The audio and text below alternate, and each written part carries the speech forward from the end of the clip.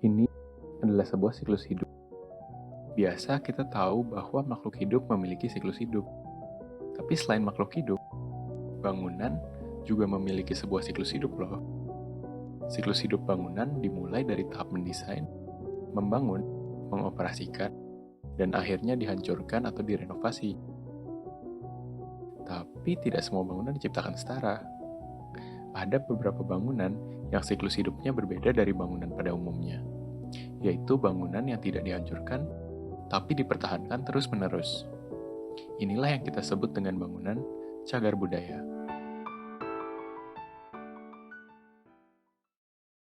Mungkin kita cukup familiar dengan bangunan-bangunan tua seperti stasiun kota di Jakarta, Gedung Merdeka di Bandung, Lawang Sewu di Semarang, atau landmark-landmark tua lainnya. Bangunan-bangunan seperti ini yang biasanya kita sebut dengan bangunan cagar budaya, atau yang mungkin lebih sering kita sebut dengan bangunan bersejarah.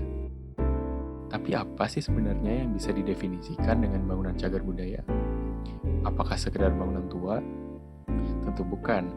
Menurut Undang-Undang Nomor 11 Tahun 2010, benda atau bangunan cagar budaya harus memenuhi beberapa kriteria, yaitu berusia 50 tahun ke atas. Tapi yang harus lebih diperhatikan adalah memiliki arti khusus bagi sejarah, ilmu pengetahuan, pendidikan, agama, dan atau kebudayaan, serta memiliki nilai budaya bagi penguatan kepribadian bangsa.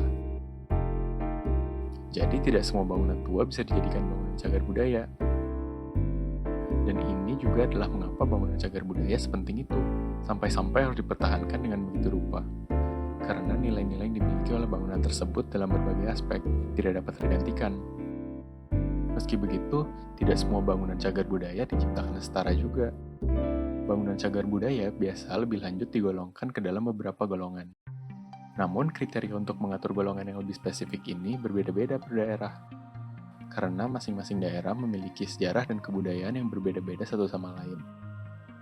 Sebagai contoh, di Jakarta, penggolongan bangunan cagar budaya diatur dalam Perda Nomor 9 Tahun 1999. Di mana bangunan cagar budaya dibagi dalam 3 golongan dengan kriteria yang berbeda-beda, seperti nilai sejarah, keaslian, kelangkaan, arsitektur, bahkan apakah suatu bangunan merupakan sebuah landmark. Penggolongan ini mengatur bagaimana bangunan cagar budaya harus dipelihara. Misalnya bangunan cagar budaya golongan A seperti bioskop metropol atau stasiun kota tidak boleh diubah dari aslinya. Dan perbaikan pun harus sesuai dengan aslinya.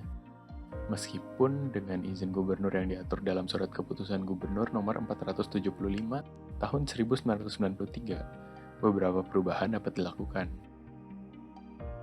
Oh iya, bangunan cagar budaya juga memiliki penanda loh. Biasanya berupa plakat yang berisi nama bangunan serta sejarah singkat atau nama arsitek dari bangunan tersebut.